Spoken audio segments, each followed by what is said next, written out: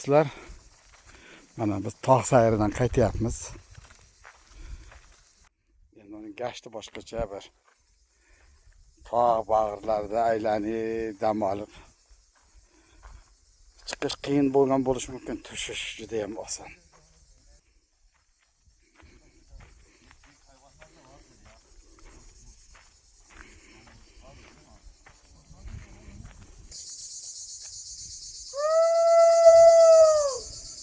Chashmani qarang.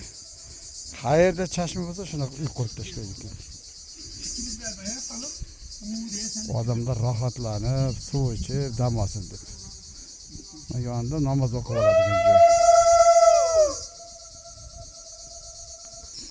Yana shovqin beringlar.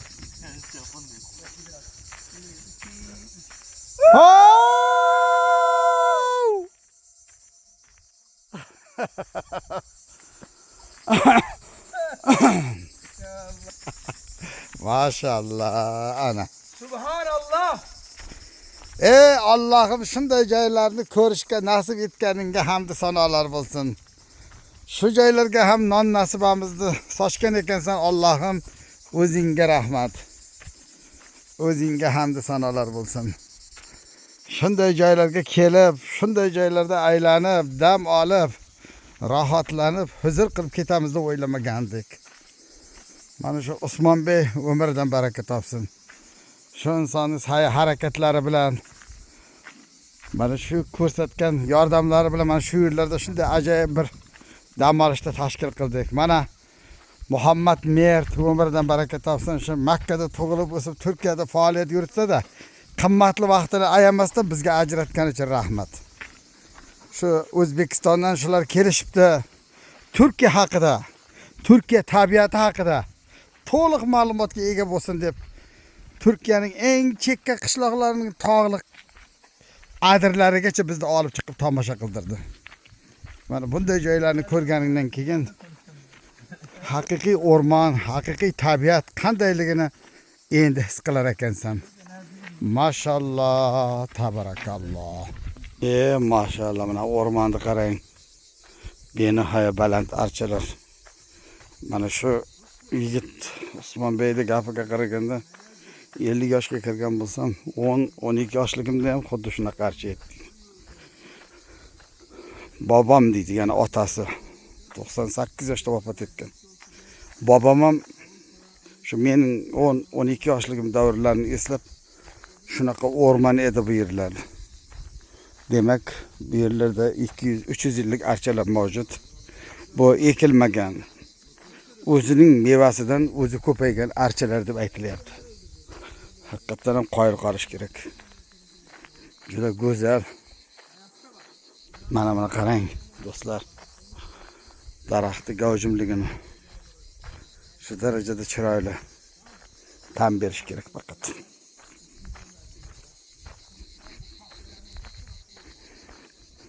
İmkoniyatlaringiz bo'lsa Istanbuldan 500 kilometr. Otahya degan viloyat bor. Simov degan shahri bor. Simov shahri markazidan biz 30 kilometr tashqaridamiz. Ana shu Simov shahriga bemalol kelsalaringiz bo'ladi. Aeroportga tushganingizdan $45 dan mashinani markaziga qarab 65 dollargacha mashina buyurtma qilishingiz mumkin. Biz 22 kunga $65 dan mashina buyurtma qildik. Mana shu Muhammad Mert amakimiz bizda olib yuribdi. Shu eng go'zal joylarni, shu go'zal joylarni bizlarga ko'rsatmoqda. O'sha avtobus, elektrichka, metro, paraxodda yursangiz ham o'sha rasvot ketadi. O'shandan ko'ra 22 kunga optim to'lasangiz $75lik kunlik mashinani $65 dan beradi. O'shani olib ko'nglingiz tusagancha haydashingiz mumkin. Kilometra cheksiz. Xohlang 5000 kilometr, xohlang 10000 kilometr, xohlang 1000 kilometr. O sizning sayohat qilishingizga bog'liq. Mana shunaqa bir go'zal manzaralarni sizlarga ko'rsatishni niyat qildik. Niyatda gap ko'p. Mana o'rmonning go'zalligini qarang. Jizillohlarning jiz deb ovoz chiqarish.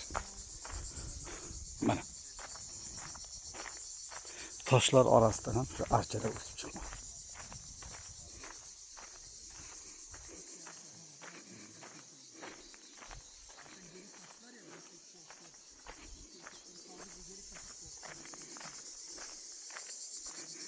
Maşallah. Biz mana tog' orasidagi yo'ldan kelgandik. Sizlarga ko'rsataman.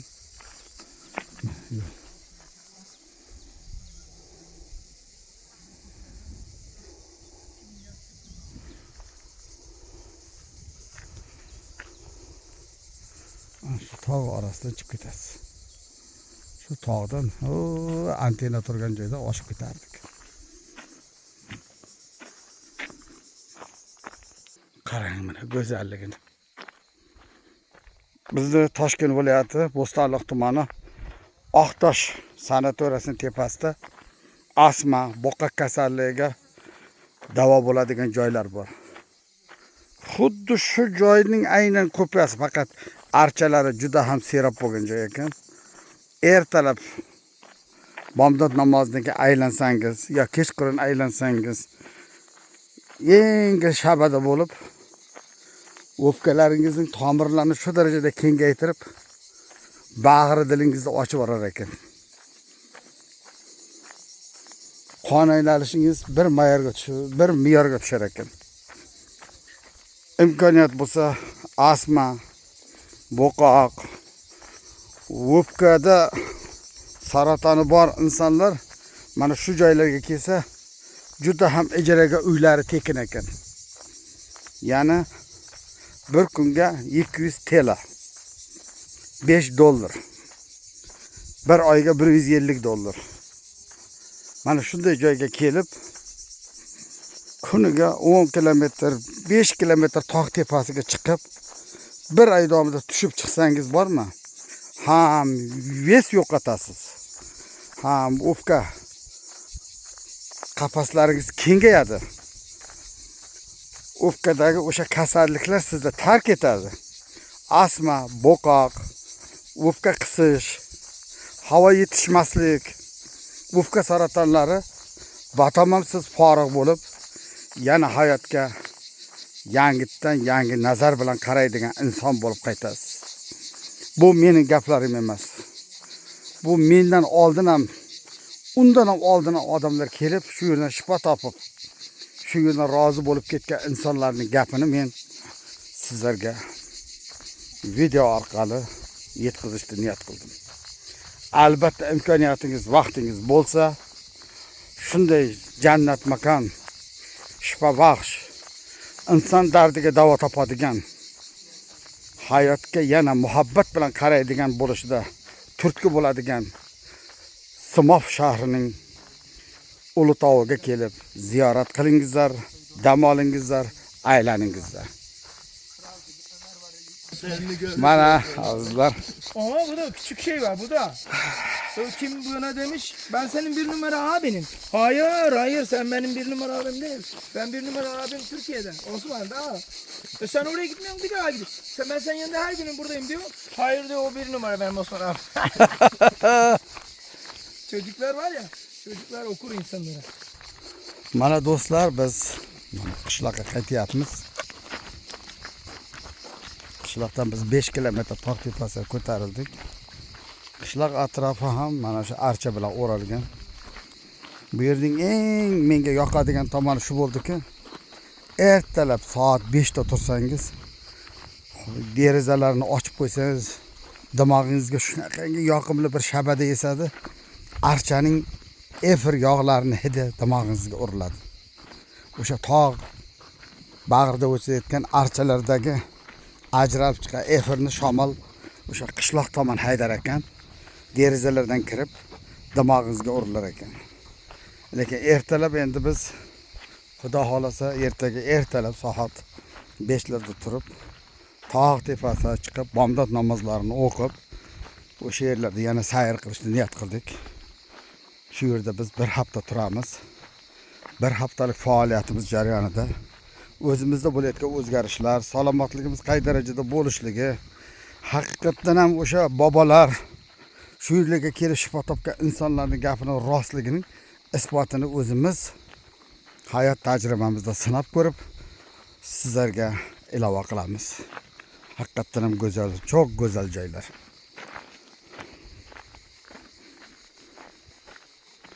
Buni qarang. Maşallah, tabarakallah.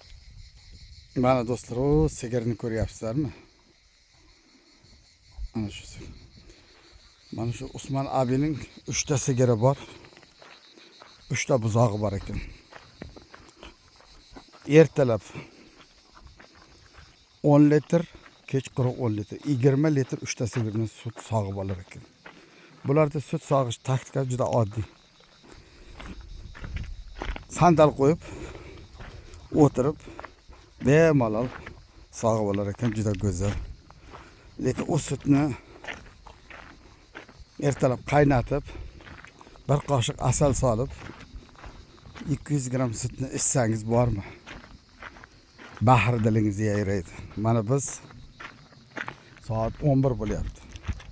Shu ertalab ichgan sutimiz bir qoshiq asal bilan. Mana endi bu xonadonda Qashqadaryocha zig'irdan osh damlab, yurak tanazir o'tiramiz. Ana uni ham sizlarga ilova qilamiz, xudo xolasa. Usmon abini uyiga ko'tarilamiz. Mana archa, mana yo'l ko'ryapsizlar. Juda go'zal. Do'stlar, vatandoshlar. Bizni kuzatishni davom etingizlar. Biz sizlarga har bir lahza, har bir holat to'g'risida voqeadan xabardor qilamiz. Kim o'z salomatligini istasa, o'zini sevsa, imkoniyat topib, vaqt ajratib, albatta kelingizlar. Toshkentdan Istanbulga borish qaytish samolyotingiz $470. Istanbuldan Simop shahrigacha bo'lgan 450 kilometr masofa $50. Bir oy agar shu yerda dam olaman desangiz, bitta o xonadonni ijaraga olsangiz $150. Yegan ichganingiz, paradoxtangiz $500 bo'lsin. Endi o'ylab ko'ring. $1500 bilan bir oy davomida turistik firmadan borib ziyorat qilgan 7 kundan 10 barobar yaxshiroq dam olasiz va rohatlanasiz. Albatta buni o'z boshida tajribasida sinagan insonlarning hayot tajribasidan kelib chiqib o'rnak olingizlar va niyat qilingizlar hamda harakat qilingizlar. Sog'liqlaringiz o'zingiz uchun kerak. Chunki o'sib kelayotgan yosh avlod farzandlaringizning porloq kelajagiga ustun bo'ladigan, orqasida tog' bo'ladigan siz ota-onasizlar. Sizlar albatta shunaqa sayohatlarni amalga oshirasizlar degan umiddaman. Ko'rishgandan ko'rishguncha bizni kuzatishni davom etingizlar. Va alaykum assalom va rahmatullohi va barakatuh.